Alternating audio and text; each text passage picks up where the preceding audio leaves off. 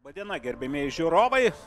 Šiandien mes su jumis susitinkame Kaune, LFF Kauno treniruočių centro stadione. Tai yra pusvalandžio anksčiau nei kad susitikimas Kaune. Ir ten MFA Žalgiris MRU. Čia štai toks smūgis ir pirmasis įvartis. Vartininkės klaida.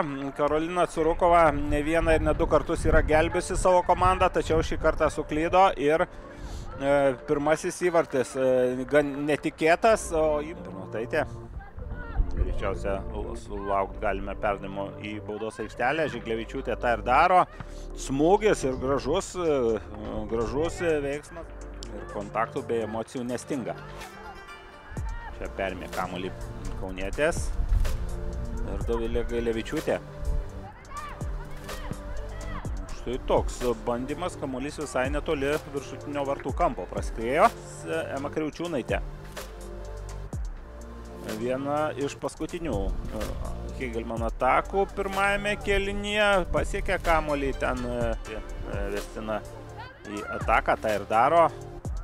Perdavimas ir labai apskaičiuotas tikslus perdavimas, dėkoja Kamilė Vaičiūtė. Karolina Curukova. Šioje situacijoje labai pagelbėjo Bangos futbolininkėms, o čia įvartis atrodo įskaitomas.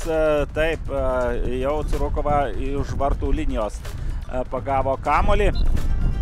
Na ir paskutinę pridėto laiko minutę. Žiūrim, kas čia smūgiavo. Tiesa, 1-4.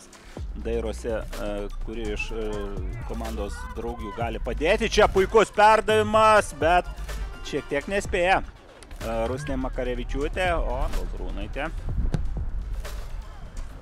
Priekį labai gerai permestas kamuolys. Dovilė Gailevičiūtė ir Dovilė siunčia trečią kartą kamuolį į vartus. Žvilgteli ten Monika Grikšaitė link teisėjo asistento, bet viskas įvyko pagal taisyklės. Na ir puikus įvartis ir čia dar išskirčiau Kamilės Vaičiulaitytės laiku. Pavojus Emos Dovilės vartams nesukėlė, o teisėjas nusprendė, kad užtenka kankintis, oras ne pats maloniausias.